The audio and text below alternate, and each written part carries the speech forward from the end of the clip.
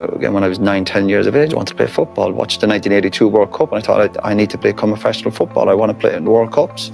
I want to play football for a living, watching football every weekend, match of the day, watching all the top teams, watching brilliant Irish players. So yeah, that was my dream. Can I get to England? But the key for me, obviously, was first and foremost, I had to get a trial. I got a trial at Forest, and Brian Clough was obviously very good at giving young players an opportunity. He threw me in very, very quickly, and every time he spoke to me, I understood what he was talking about. He never complicated the game, ever. He never said anything to me that I was like, I don't get that.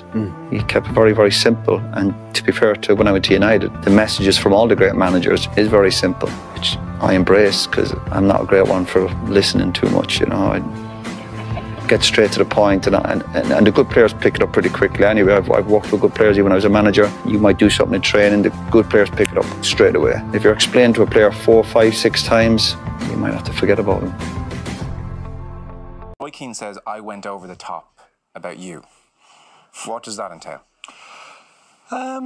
Yeah, it was a difficult time, but he always picked me every week, which by the way he didn't with a lot of people. You know, he'd have a go at me after a game, and then not speak to me for about a month, and then but it still picked me, and that was the only saving grace. I think a football, everyone who's football is play.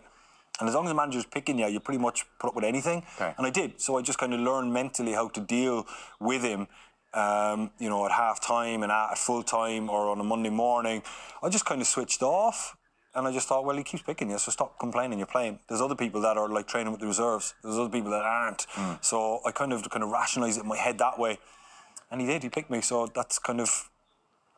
Look, that kind of override everything, you know? Okay. And would you have had a relationship whereby you could knock at his door and say, listen, can we soften this up? Absolutely not. No way. No, absolutely not. You know, you just try to stay out of his way as much as you can and just train. And just try and do what he wanted, because he was very clear what he wanted. Right. You just tried to do that in training. But if you made mistakes, he did come down on you. If you gave the ball away or if you were fault for something, he would come down on you pretty hard.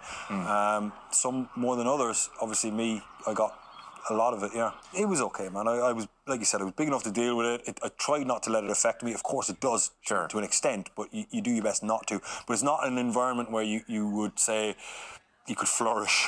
Yes. You're battling, if you know what I mean. So that was a difficult 18 months, yeah. Yeah.